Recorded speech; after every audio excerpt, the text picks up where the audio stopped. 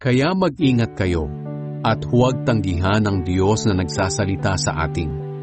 Ang mga tao noon na hindi nakinig sa mga propeta rito sa lupa ay hindi nakaligtas sa parusa. Paano kaya tayo makakaligtas kung hindi natin pakikinggan ang nagsasalita mula sa langit?